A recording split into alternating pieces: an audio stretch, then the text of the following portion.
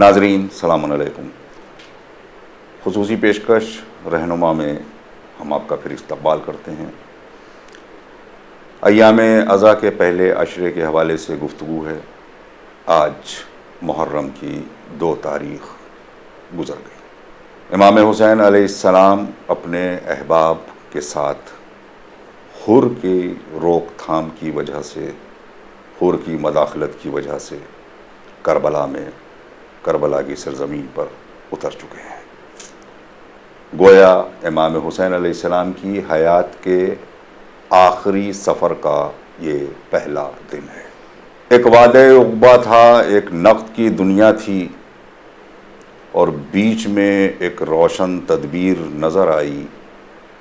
एक पल में हुरे गाज़ी दोज़ख से इरम पहुँचा, ऐसी न कोई अब तक तकदीर नज़र आई।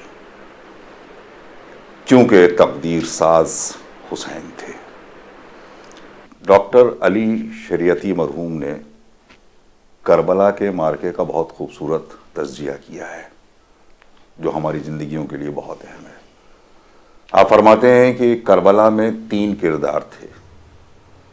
एक जो दीन कामिल लेके आया था, एक जो सिर्फ दुनिया की मोहब्बत लेके आया था, और तीसरा किरदार पिसरे साथ का था कि जो दीन भी गंवाना नहीं चाहता था और दुनिया भी खोना नहीं चाहता था।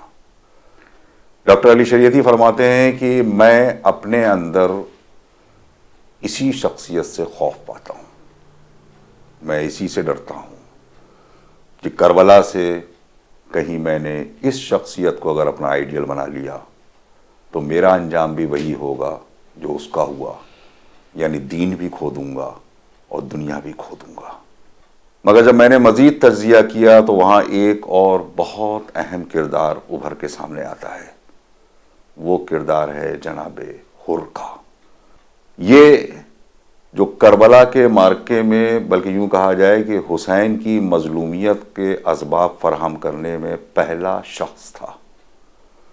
इसने एक शब में सुबह नमूदार होने के पहले अपनी ज़िंदगी और अपनी मुक़द्दर की सुबह नमूदार कर ली, और ऐसी तब्दीली इसके अंदर आई कि हुर अलैहिस्सलाम हो गया। आज इसी हुर्रियत को पाने के लिए इमाम हुसैन का क्या किरदार है, उस पर गुफ्तगू करते हैं। जनाब सलाम अलैकुम। अलैकुम अस्सलाम व रहमतुल्लाह। इमाम हुसैन अलैहिस्सलाम का रास्ता रोकने वाला, इमाम हुसैन अलैहिस्सलाम की तमाम मुश्किलों की इब्तिदा करने वाला, ऐसा हुसैनी हो जाए। आज के इंसान को हुर बनाने के लिए अगर इमाम हुसैन अलैहिस्सलाम की मदद लें तो क्या करना होगा? जी बिस्मिल्लाहिर्रहमानिर्रहीम। बहुत कीमती आपने डॉक्टर अली शरीयती का जुमला नक़ल किया, और उन्होंने 3 किरदार करबला में बताए। जी। एक वो जो सिर्फ दुनिया चाहते थे, एक वो जो सिर्फ दीन चाहते थे, ईमान चाहते थे, और तीसरा किरदार उमर इब्न साद का, यानी दीन भी ना जाए दुनिया भी ना जाए। बेहतरीन जुमला है, अच्छा तज्ज़िया है। और उमर इब्न साद जो ये तीसरा किरदार था, दुनिया की अक्सरियत इसी में मुब्तला है। अपने को कोई दीन को मुकम्मल छोड़ना नहीं चाहता है, कोई अपना पीछा मुकम्मल दीन से छुड़ाना नहीं चाहता। वो चाहता है दीन भी रहे दुनिया भी रहे, इसलिए कि दीन से भी आखिरत के फ़वाइद के साथ साथ दुनिया के फ़वाइद भी दीन से होते हैं। इंसान दीनी मुआशरे में साहिब इज़्ज़त कहलाता है, और वो चाहता है कि हमारे पास दुनिया भी आती रहे। ये उमर इब्न साद का किरदार है। ये बहुत ख़तरनाक किरदार है यकीनन, जैसा डॉक्टर अली शरीयती ने फरमाया। आपने भी बहुत प्यारा लाहिक़ा उसमें लगाया कि एक किरदार और नज़र आ रहा है, वो जो हज़रत हुर का है, जो दुनिया छोड़ के दीन की तरफ आता है। मैं इस पर एक जुमला और कहूँगा अपनी तरफ से। हकीकत में हज़रत हुर इनिशियली वही किरदार है जो उमर इब्न साद का किरदार था।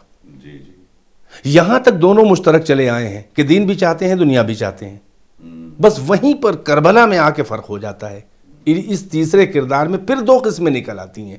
एक वो है कि जो दीन को नज़रअंदाज करके दुनिया को गले लगा देता है, राय की हुकूमत को गले लगा लेता है, اور ایک وہ ہے جو دنیا کو ٹھوکر مار کے شہادت کو گلے لگا لیتا ہے اور جو بنیاد دین ہے حسین ان کے قدموں پہ آ کے جان کو نچھاور کر دیتا ہے۔ اور یہ عمر ابن سعد کے بارے میں جو آپ نے کہا، میں ایک جملہ بول دوں، اس نے جب اس کو رائے کی حکومت اور اس پہ دھمکی، جب اس نے پہلے انکار کیا امام حسین کے ساتھ جا کے جنگ کرو، انہیں قتل کرو، اس نے انکار کیا، یہاں تک اس کا دین بیدار تھا ابھی۔ جب یہ کہا گیا کہ اچھا اگر نہیں، اس نے انکار کر دیا تو کہا رائے کی حکومت پھر واپس دے دو اس کا پروانہ۔ اس نے کہا مجھے سوچنے کا رات بھر کا وقت دے دو۔ اب جو اس کا بیٹا کہتا ہے میرا باپ گھر میں اس لیے بیان کر رہا ہوں کہ ہور اور عمر ابن سعد کا فرق معلوم ہو جائے، اس کا بیٹا کہہ رہا ہے کہ میں نے اپنے باپ کو رات بھر بے چینی کی حالت میں ٹہلتے ہوئے دیکھا، اور فی البدیہہ وہ اشعار یہ کہہ رہا تھا ایکسٹیمپور، وہ یہ کہہ رہا تھا کہ اَأَتْرُكُ مُلْكَ الرَّيْ وَالرَّيُّ قُرَّةُ عَيْنِي ام اکون معصوما بقتل الحسینی۔ یہ کہتے کہتے یعنی یہ کہ کیا میں رائے کی حکومت چھوڑ دوں، وہ تو میری آنکھوں کی ٹھنڈک ہے، یا میں ہمیشہ کے لیے گناہگار و ملعون بن جاؤں حسین کو قتل کر کے۔ اسی طرح کے یا اور یا کر کے دو چار اشعار کے بعد وہ پھر یہ اس کی جو جنگ تھی وہ نفس اور عقل کے درمیان ایک پیکار جاری تھی، عقل اور نفس کے درمیان، عقل اور قلب کے درمیان ایک جنگ جاری تھی۔ اور پھر ایک شعر میں وہ اپنا نتیجہ سناتا ہے کہ الا انما الدنیا بخیر معجل ومآقل باع الوجود بالدین، یعنی آگاہ ہو جا کہ یہ دنیا، یہ حکومت جو ہے یہ خیر معجل ہے، یعنی فوراً کیش کرنے والی ہے، اور کوئی بھی اور جنت جو ہے وہ ادھار ہے، یعنی وعدہ ہے۔ کوئی عقل مند جو ہے وہ کیش کو، نقد کو چھوڑ کر ادھار کو اختیار نہیں کرتا۔ یہ اس نے ججمنٹ دے دیا نفس کی طرف، نفس امارہ کی طرف چلا گیا۔ یہ پہلے ہی چلا گیا اور تیار ہو کے کربلا میں آیا، مگر ہر جو تھا وہ 1000 فوج کا سپاہیوں کا کمانڈر تھا۔ مگر عمر ابن سعد اور ہر میں ایک فرق نظر آ رہا ہے۔ ہر ابتدا سے کئی منزلوں پہلے سے جہاں پر ملاقات ہوئی ہے وہاں پر صاف لگ رہا ہے کہ اس کا میلان کدھر ہے۔ یہی سبب ہے کہ حضرت ہر جب امام حسین سے اس نے ملاقات کی ہے اور گفتگو بعد میں ہوگی، امام حسین نے دیکھا کہ لشکر پیاسا ہے اور گھوڑوں کی زبانیں باہر ہیں اور لب خشک ہیں لشکریوں کے، سمجھ رہے ہیں کیوں آیا ہے، کون ہے۔ کہا گئے بڑھو عباس و اکبر، جوانان بنی ہاشم بڑھو، جو پانی ذخیرہ کر کے لائے ہو وہ سب ان کو سیراب کر دو، اور جانوروں کے آگے بھی پانی کے ظروف لگا دو، جب تک وہ خود سے اپنے دہن ہٹانا لیں، ہٹانا نہیں۔ یہ منظر ہر دیکھ رہا ہے، یہ کریمی دیکھ رہا ہے۔ بقول راجہ محمود آباد مرحوم کے مرثیے کا کہ یہ ایک بیت یہاں پہ یاد آ رہی ہے مجھے کہ وہ ہر کے جذبات کو بیان کر نظم کیا ہے کہ ہر کہہ رہا ہے، سوچ رہا ہے کتنے خوش خلق ہیں احمد کے گھرانے والے، اللہ اکبر، کتنے خوش خلق ہیں احمد کے گھرانے والے، رہیں آباد یہ پانی کے پلانے والے۔ اللہ اکبر، اللہ۔ اب آپ نے دیکھا یہ جذبات ہر ہیں، یہ کیسے ثابت ہوا؟ پانی مانی پلانے کے بعد امام نے پوچھا کہ ہاں بتاؤ کیا ہے ارادہ؟ اس نے کہا کہ ہم اس پر مامور ہیں کہ ہم آپ کو یہاں پر روک کے لے جائیں۔ کہاں لے جائیں؟ کوفے لے جائیں۔ آپ نے کہا میں نہیں جاؤں گا۔ ایک بہت زبردست اخلاقی درس یہاں پر نظر آتا ہے کہ امام حسین علیہ السلام اتنے سخت ترین دشمن کو اپنی طرف سے فیضیاب کرنے میں کوئی کمی نہیں کر رہے ہیں۔ یہ ایک بہت اہم درس ہے، اس پر میں یہی انسانیت کی رگ حساس پر امام حسین نے اس کی نبض کے اوپر، فطرت کی نبض کے اوپر ہاتھ رکھ دیا ہے۔ حسین کے ایک دو نہیں، یہ مدینے سے لے کر اور اثناء سفر اور کربلا تک، اپنی شہادت تک حسین کے اس طرح کے کارنامے ہیں کہ انسان اگر بیدار ہو، ذرا سا عقل استعمال کرے اور قلب کی صلاحیتیں استعمال کرے تو اس کے دل کے تار بجنے لگیں اور حسین کی محبت کا نغمہ بلند ہو جائے۔ چنانچہ وہاں پر کا جو واقعہ میں عرض کر رہا تھا کہ امام حسین نے جب پوچھا اس سے تو اس نے اپنا یہ مقصد بیان کیا، اور امام نے کہا کہ میں ادھر نہیں جانے والا ہوں، یہاں تک کہ نماز کا وقت آ گیا۔ امام حسین نے کہا اے حر، تو اپنے لشکر کی امامت کرے گا، الگ سے نماز پڑھے گا یا ہمارے ساتھ پڑھے گا؟ تو اس حر نے کہا کہ یبن رسول اللہ، نماز تو آپ کی اقتداء میں پڑھوں گا، آپ کی امامت میں پڑھوں گا۔ اس جملے کا مطلب کیا ہے؟ ابھی سے تسلیم کر رہا ہے کہ بندگی یہ پروردگار کے لیے، امامت آپ ہی کی قبول ہے۔ دیکھیے یہ معرفت کی جو شمع جل رہی تھی اور جس کی ابھی دھیرے دھیرے روشنی بڑھ رہی تھی، یہیں سے معلوم ہو گیا ہے کہ وہ پروسیس اس کی اندر شروع ہو چکی ہے۔ حسین کے ان اقدامات، یہ ان کی فیاضی، یہ کرامت کو دیکھ کر اب جب امام حسین نے کہا کہ میں کوفے نہیں جاؤں گا اور میں مدینے جاؤں گا، میں واپس جاؤں گا، جدھر جانا ہے مجھے جاؤں گا، تو اس نے کہا کہ ایسا کیجئے، میں تو مامور ہوں، میں کیا کروں؟ آپ نہ مدینے جائیے نہ کوفے جائیے، کسی اور طرف جائیے۔ نہیں، یہ لجام فرض پہ ہاتھ رکھنا، ہاں نہیں، تو جب وہ آگے، جب امام حسین کو غضب آیا اور آپ نے ایک طرف اپنے راہبار کو جب بڑھایا تو اس نے لجام فرض کے اوپر ہاتھ رکھ دیا۔ تو جیسے ہی اس نے لجام فرض پہ روکنے کے لیے ہاتھ رکھا تو امام نے کہا کہ ثقلت کا امک یا حر، اے حر تیری ماں تیرے ماتم میں بیٹھے۔ یہ عرب کے لیے بڑی توہین ہوتی تھی، ایک ماں کا نام لے کر، حوالہ دے کر، اور یہ کہنا کہ تیری ماں تیرے ماتم میں بیٹھے، یہ زبردست توہین اور انسلٹ مانی جاتی تھی۔ تو وہ ایک بار، وہ اشجع العرب تھا، وہ بہت بڑا بہادر تھا، اس پہ ناز تھا قبیلے کو، لیکن وہ ایک بار لرز گیا یہ جملہ سن کر، اور اس نے بڑا بامعرفت جملہ کہا کہ اے فرزند رسول، اگر کوئی اور یہ جسارت کرتا میری ماں کا نام لے کر تو میں اسی لہجے میں، انہی الفاظ میں اس کا جواب دیتا، مگر میں آپ کو جواب نہیں دے سکتا، اس لیے کہ آپ کی ماں سیدہ نساء عالمین ہے۔ دیکھیے معرفت کا چراغ جلنے لگا ہے دل میں، ابھی اسیر جبر ہے، حقیقت میں جذبات اور دل حسین کی طرف کھنچ چکے ہیں، مگر ابھی جسم اس کا جو ہے وہ اسیر جبر ہے اور اسیر ظلم ہے، اور یہی انداز اس کا، یعنی یہ معرفت کی شمع جلی اور کربلا تک لایا ہے، اور وہاں پر ابھی یہ پروسیس چل رہی ہے۔ اس کا اظہار شب عاشور ہوا ہے، جب اس کے بھی نفس اور عقل کے درمیان جو جنگ جاری تھی، جو پہلے سے جاری چلی آ رہی تھی، اب حسین کے اقدامات اور آپ کے خطبہ فصیح و بلیغ جو اس نے سنے، حتیٰ کہ لوگ ہو سکتا ہے کہہ سکتے ہوں کہ امام حسین کربلا میں آنے کے بعد مختلف مواقع پہ آپ نے خطبے دیے ہیں، عاشور سے پہلے دیے ہیں، ان مواعظ، ان پندوں کا، ان نصیحتوں کا، ان خطبات کا، ان محنتوں کا کیا فائدہ ہوا؟ کوئی ایک تو نہ پلٹا۔ ہم کہیں گے نہیں، فائدہ جب نظر آیا، جب شب عاشور نمودار ہوئی اور حر کے اندر اضطراب پیدا ہوا، اس کے مملکت وجود کے اندر اس کی عقل بغاوت کر رہی تھی۔ حسین نے ایک اور تدبیر استعمال کی، جیسے ہی طلوع فجر نمودار ہوا، یعنی حجاج ابن مسروق جو روز کے آپ کے مؤذن تھے، آج ان کو آواز نہ دی، بلکہ آپ نے کہا این علی الاکبر۔ حسین چاہ رہے تھے کہ شبیہ رسالت، لہجہ رسالت میں آخری اتمام حجت کر دے کہ چہرہ رسول بھی دیکھ لو شبیہ کا اور لہجہ رسول بھی سن لو، کسی پہ اثر ہو یا نہ ہو۔ حر پر اس اذان کا اتنا اثر ہوا کہ پروفیسر مولانا بدر الحسن عابدی فیض آبادی علی اللہ مقامہ، یہاں پر حضرت حر کا قصیدہ جو بزبان ممدوح انہوں نے لکھا ہے، وہاں پر انہوں نے بہترین پیرائے میں جذبات حر کو اس کی زبان سے بیان کیا ہے۔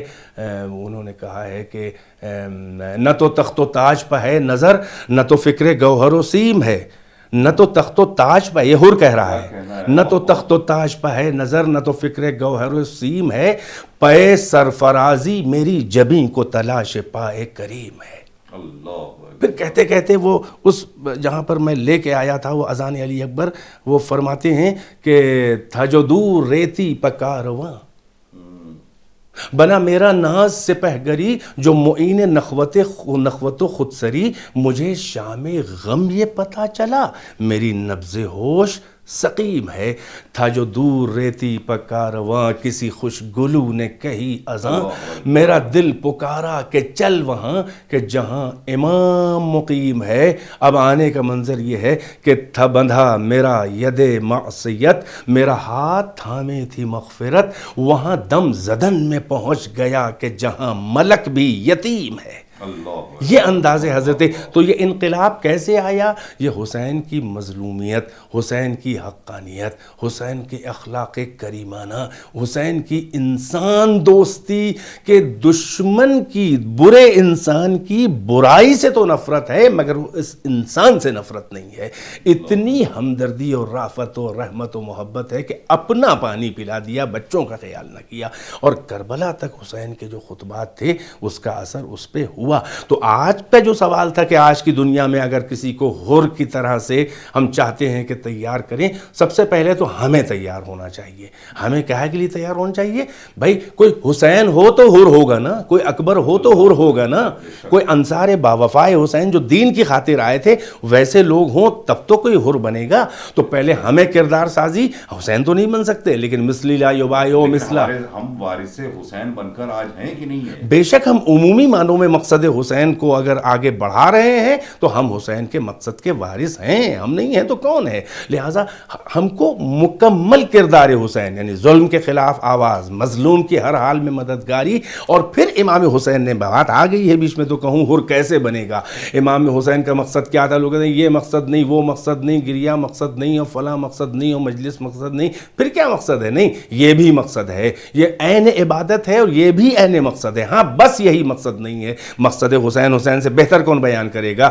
حسین نے وصیت بھی کی ہے, محمد حنفیہ سے بھی چلتے وقت یہ کہا ہے, جب سب روک رہے تھے حسین نے کہا کہ انی لم اخرج اشرا ولا بطیرا ولا ظالما ولا مفسدا بل انما خرجت لطلب الاصلاح فی امت جدی رسول اللہ واريد ان معروف وانهى عن المنکر واسیر بسیرت جدی رسول اللہ وابی علی ابن ابی طالب. حسین مقصد بیان کر رہے ہیں کھلم کھلا, ہر کتاب میں موجود ہے کہ میں ظلم کرنے نہیں نکل رہا ہوں, میں فساد کرنے نہیں نکل رہا ہوں, میں حکومت کی لالچ میں نہیں جا رہا ہوں, میں بندگان خدا کو اسیر غلام بنانے نہیں جا رہا ہوں, بلکہ انما خرج تو میں بس اس لیے نکل رہا ہوں کہ اپنے نانا کی امت کی اصلاح کروں. میری نانا کی امت بگڑ رہی ہے, بگاڑ دی گئی ہے, حلال کو حرام, حرام کو حلال, محارم الہیہ کا لحاظ نہیں ہو رہا ہے, دین خدا کو پامال کیا جا رہا ہے. میں اصلاح امت جد کے لیے نکل رہا ہوں اور میرا ارادہ اس خروج انکار بیعت فاسق کر کے جو میں نکل رہا ہوں, میرا ارادہ ہے میں امر بالمعروف کروں, نہی عن المنکر کروں.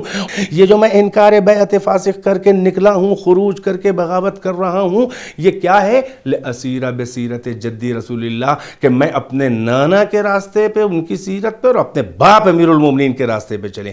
یہ جملہ کہہ کے حسین نے بتا دیا, نہ میرے نانا نے کسی کی بیعت کی تھی, نہ میرے باپ نے کسی کی بیعت کی تھی. یہ صاف کر دیا حسین نے. مثلی لا یبایع مثلا سے صبح قیامت تک بتا دیا کہ طاغوت کی بیعت نہیں کرے گا. یہ حسین کا مقصد تھا.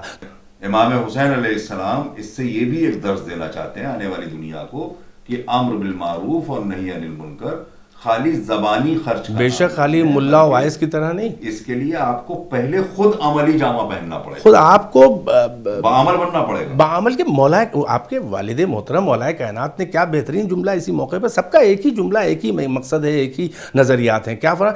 کونوا دعاة الناس بغیر السنتکم. مولا نے فرمایا کہ لوگوں کو دعوت دین دو اپنی زبان کے بغیر, یعنی یہ نہیں کہ فقط زبان چلا رہے ہو, اپنے عمل سے, یعنی تمہیں کہنا نہ پڑے, تمہارا کردار اور عمل دیکھ کے لوگ متاثر ہوں. زبان سے یہ ہوگا کہ کوئی مانے گا, کوئی نہیں مانے گا, وہاں پر یا تو جبر سے مانے گا یا لالچ میں مانے گا, مگر کردار جب دکھاؤ گے اپنا تو اس کے دل میں اتر جائے گا, اور اب وہ ایسی پیروی کرے گا, کیونکہ پہلے محبت کرے گا تب اطاعت کرے گا, پیروی کرے گا. تو یہ بہترین اثر ہوتا ہے دیندار کو دیندار, ایک انسان کو دیندار بنانے میں.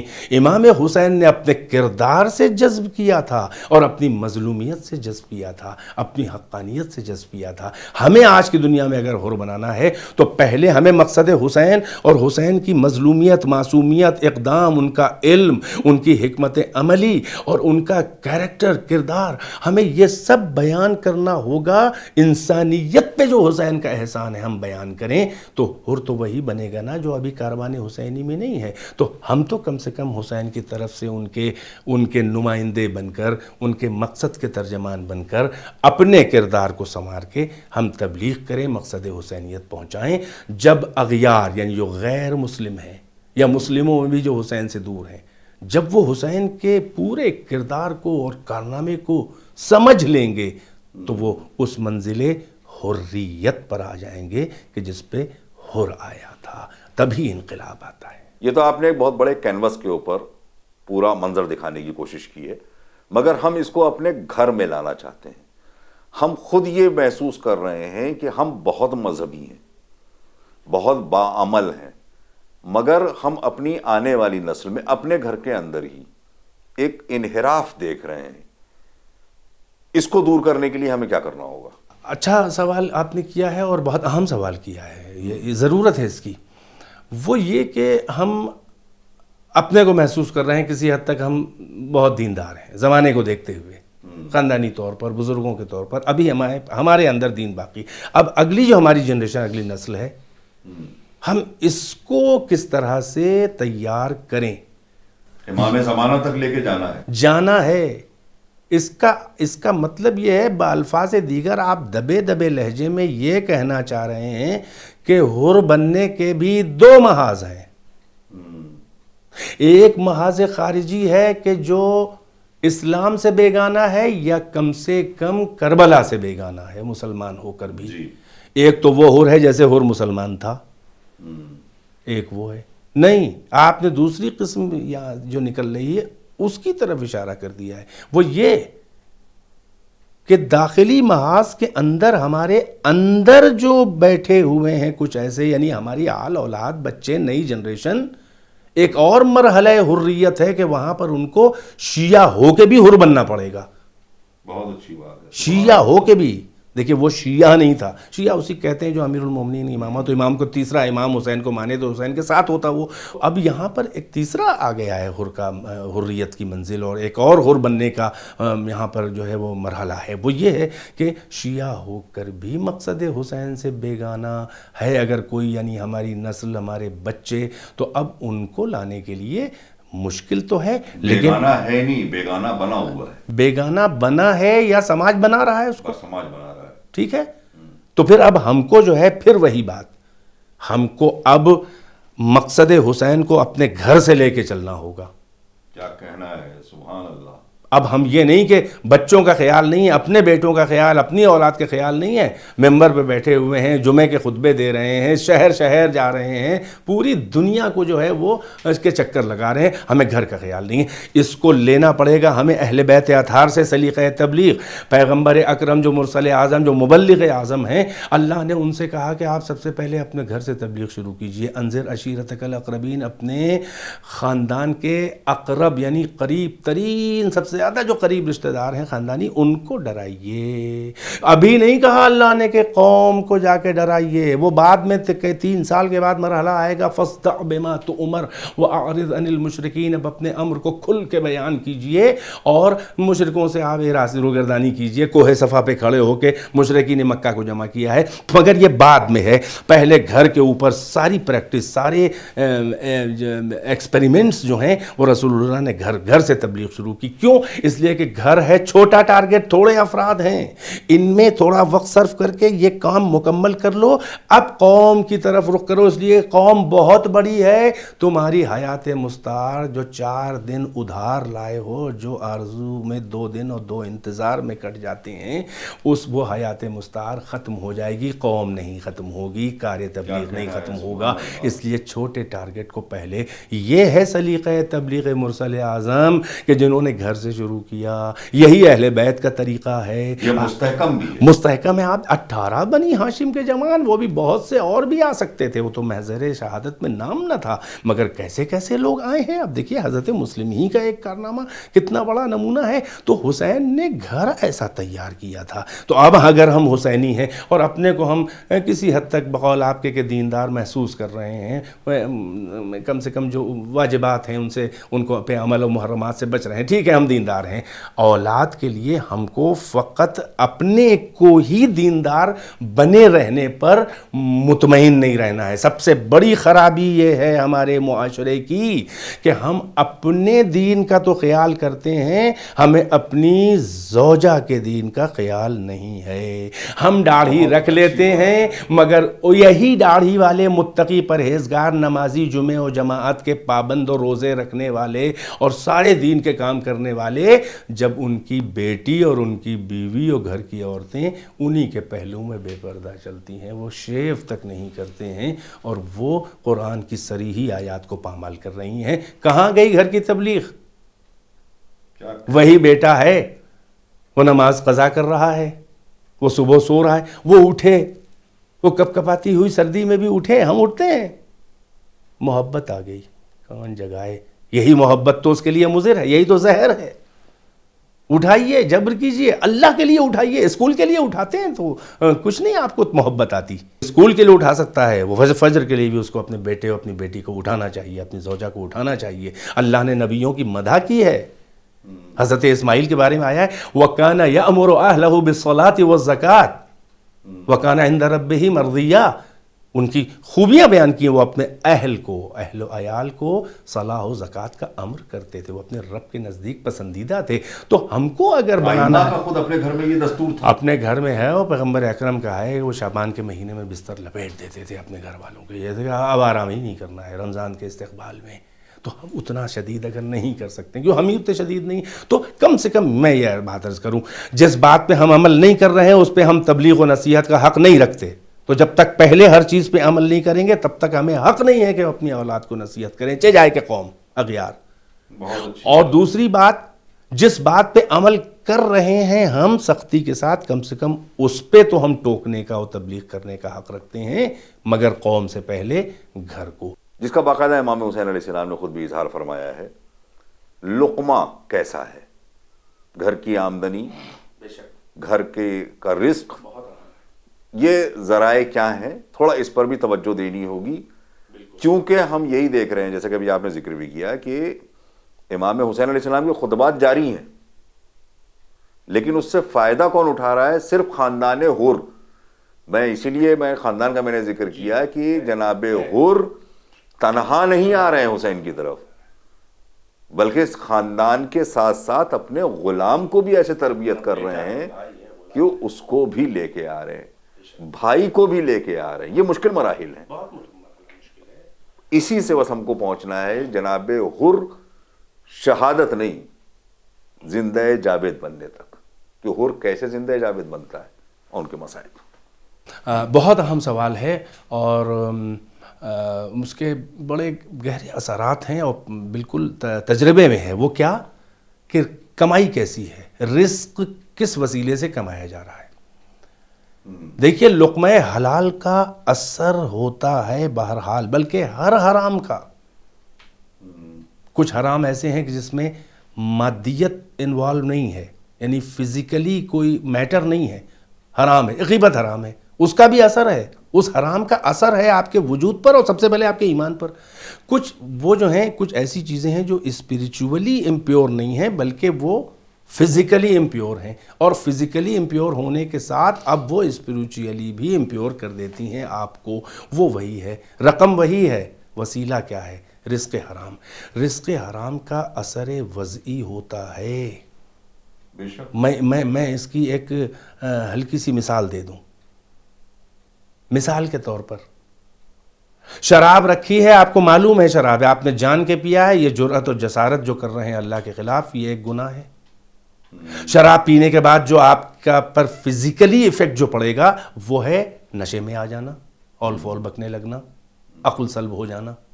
ٹھیک, ایک شخص شربت سمجھ کے شراب پی رہا ہے, گناہ نہیں ہے, ان کو نشہ نہیں آئے گا, وہ بے ہوش نہیں ہوں گے, ان کی عقل, ان کی بدھی چھیڑ نہیں ہوگی, ان کی عقل زائل نہیں ہوگی. اثر, اسے کہا جاتا ہے اثر وضعی.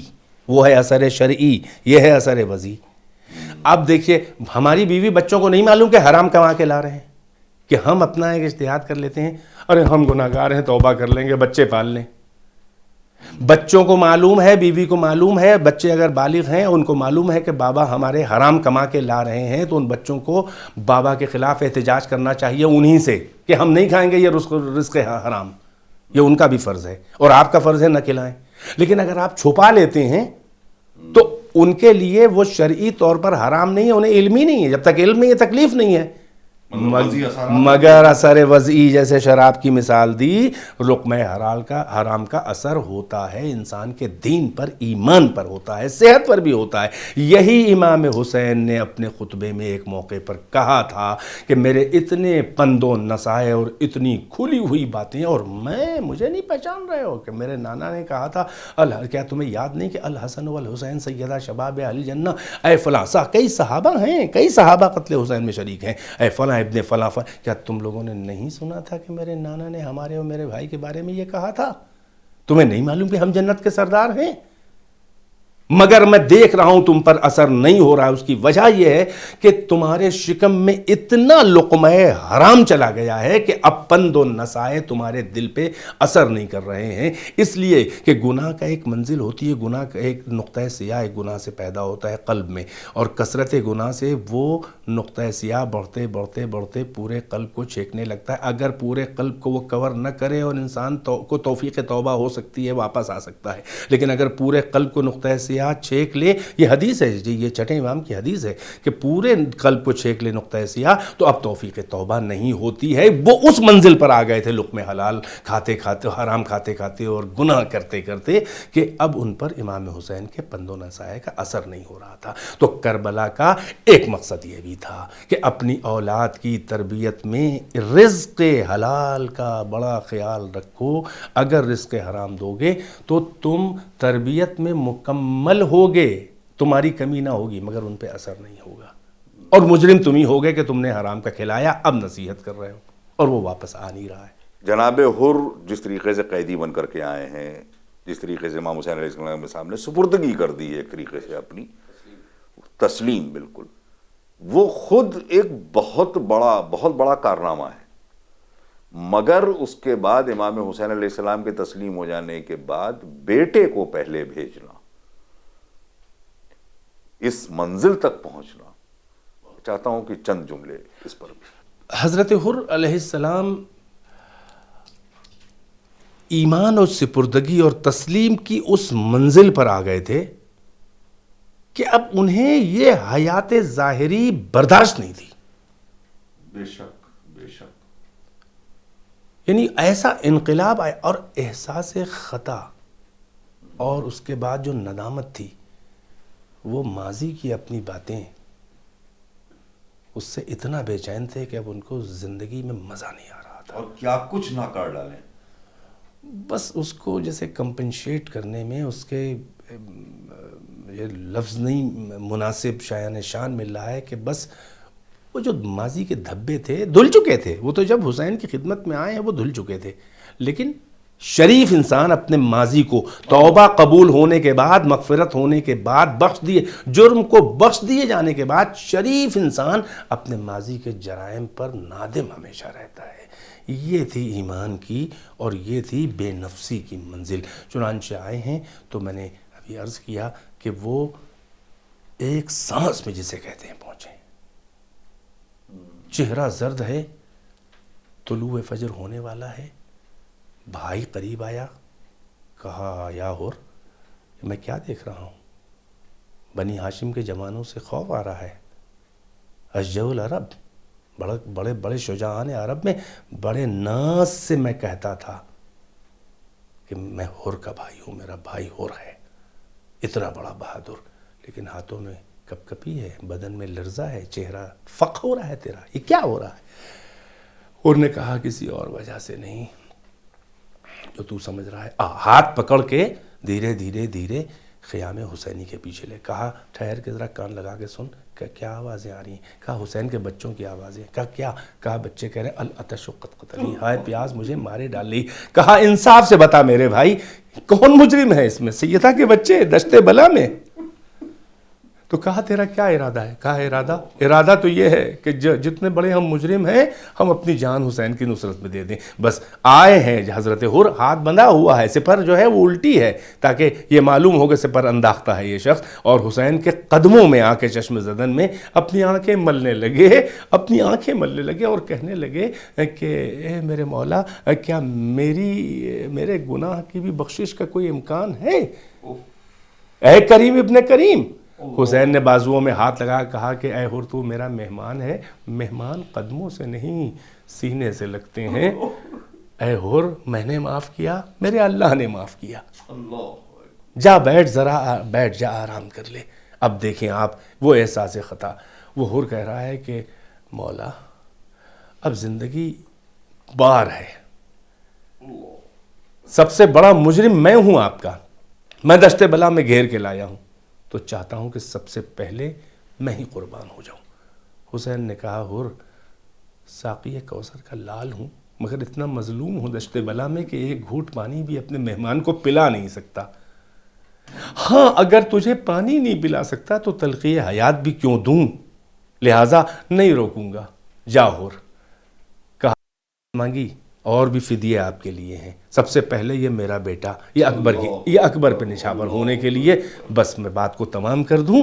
حضرت حر کا بیٹا باپ سے و مولا سے اجازت لے کے گیا اور زخموں سے چور ہو کے جب گھوڑے سے گرا تو اس نے اپنے باپ کو بلایا. تاریخ کہتی ہے حر جلدی سے اپنے جوان کی آواز سن کے چلا، لیکن منظر یہ لکھا ہوا ہے کہ حر چلا پہلے تھا، حر پہلے چلا تھا مگر وہاں حسین پہلے پہنچ گئے. اور جو دیکھا منظر کہ حر کے جوان کا زانو پہ اپنے حسین سر رکھے ہوئے اور شفقت سے سر سہلا رہے ہیں. حر نے کہا مولا یہ ہدیہ قبول ہو جائے. جنازہ زمین پہ پڑا ہے. حر نے اپنے آستینوں کو چڑھا کے جنازہ کے نیچے ہاتھ لگا کے اٹھانا چاہا. امام حسین نے بازو پکڑا. کہا کیا ارادہ ہے؟ کہا جنازہ اٹھا کے لے جاؤں ورنہ دشمن بے حرمتی کریں گے. تو امام حسین نے بڑا ایک عجیب جملہ کہا اے حر بوڑھے باپ سے جوان کا جنازہ نہ اٹھ سکے گا. میں کہوں گا اے حسین یاد رہے آپ کو کہ بوڑھا باپ جوان کا جنازہ نہیں اٹھا پاتا. ہائے جنازہ علی اکبر، ہاں حسین اٹھا کے چلے مگر لے جا نہ سکے. چند قدم بڑھ کے رکھ کے بڑی حسرتوں سے خیمے کی طرف دیکھا. چھوٹے چھوٹے بچے کھڑے دیکھ رہے تھے. کہا آؤ اطفال بنی ہاشم اپنے بھائی کا جنازہ اٹھا لے جاؤ، حسین سے یہ جنازہ نہ اٹھ سکے گا. فَسَيَعْلَمُ الَّذِينَ ظَلَمُوا أَيَّ مُنْقَلَبٍ يَنْقَلِبُونَ اللهم لعن قتلة الحسين وأصحابه. میرا مظلوم آقا ہر لمحہ تڑپا، ہر لمحہ رویا مگر کوئی نہیں تھا جو اس حسین کے آنسو پوچھتا. ناظرین عشرہ آگے بڑھ رہا ہے. انشاءاللہ اور اہم موضوعات کے ساتھ ہم آپ کی خدمت میں کل پھر حاضر ہوں گے. ہمارے ساتھ حجت الاسلام والمسلمین مولانا عرج الحسن میثم صاحب آپ کی خدمت کے لیے موجود ہیں. خدا حافظ و ناصر. والسلام علیکم ورحمۃ اللہ وبرکاتہ.